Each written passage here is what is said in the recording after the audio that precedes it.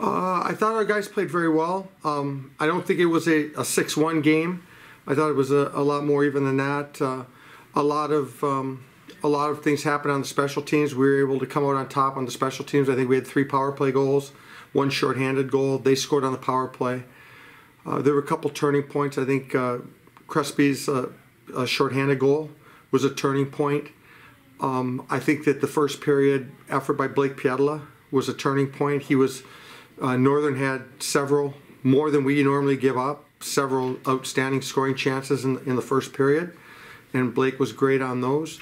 And then I think getting that goal 6-on-5 with the delayed penalty was a critical point in that game, because on top of that we had a 2-minute power play after that, and with that power play we were able to not allow Northern to come back out with and regain some momentum. So critical points in the game. The bounces tonight went our way. Certainly, Blake has been so important to everything you've done this year. Talk about, again, that first period, just the way he made saves to keep you guys in the game at that point. Yeah, it was outstanding. I mean, they had several scoring chances of various types: screens, deflections, rebounds, where we missed coverage on rebounds, and he was there. He stood tall. He was named today a finalist, one of 9, for the Richter Award, which is the top goaltender in college hockey. His numbers are off the charts. His consistency has been outstanding. Very hard at this point of the year not to play him. He's just given us a chance every game, and you know, his work ethic's tremendous. And I think we have an entire team that for the last quite a while has played, you know, since probably that first game at Bowling Green. So that's a number of games in a row, 10, 11, whatever, have really played good hockey, even in the games that we lost. We had a little spell there. Hopefully that's not our downfall for the year. But even in those games, I thought we played tremendous hockey. We just, again, the bounces didn't go our way in those games. Brett Thorne scores his first goal tonight. The kid that continues to push the offense for you. How nice is to see him finally get rewarded? It was nice. I don't think he realizes at times how good he is, what he can do.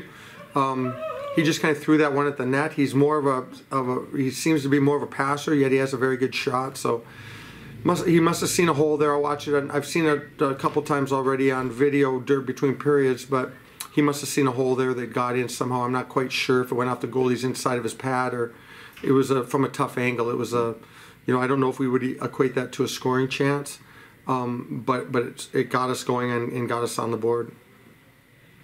You brought up Crespi's shorthanded goal. Talk about the effort he's putting in. I mean, we've seen him really blossom over the last few weeks. Yeah, again, all of our guys, you saw what he does well. He's got breakaway speed. Northern actually did a pretty good job of staying with him because he's got great speed, but you also see the power that he has.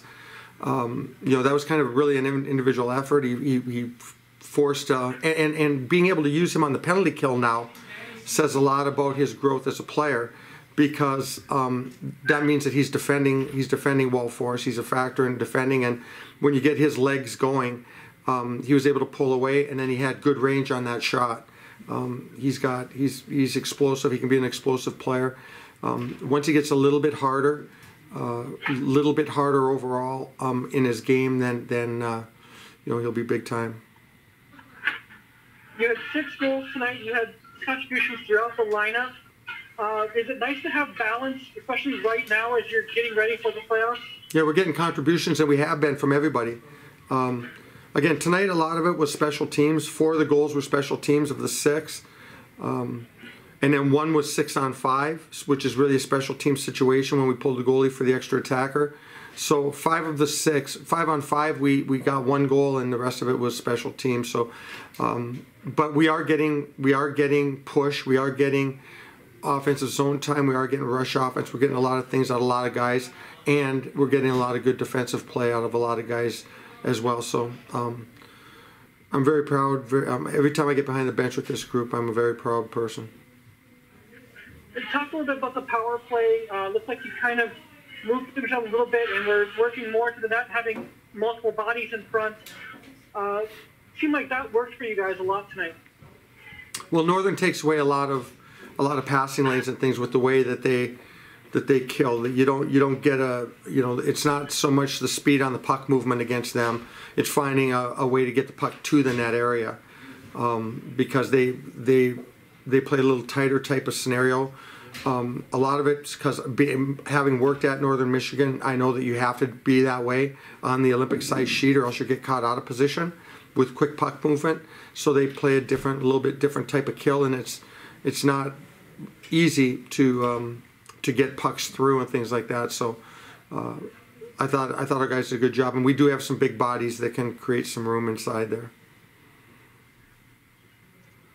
Given that Northern always seems to press our buttons, can you comment on the team discipline today? They didn't seem to give them much in the way of letting them get on their nerves.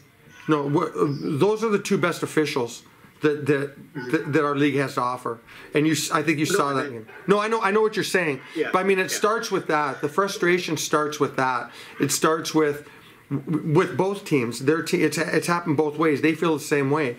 When there's no consistency within the officiating and things like that. So these guys, this is the first time we've seen them this year, and these are the two best officials.